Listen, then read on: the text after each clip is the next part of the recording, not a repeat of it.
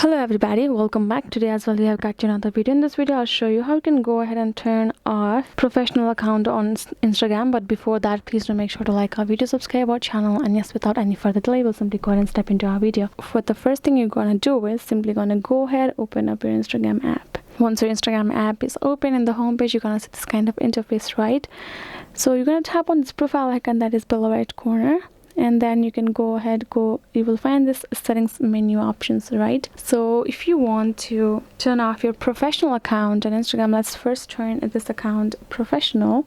You're going to go to account option, scroll down, switch to professional account, continue, just for the reference, y'all. Next, so now it's a professional account, right? I would like to turn this to personal, or simply want to turn it off.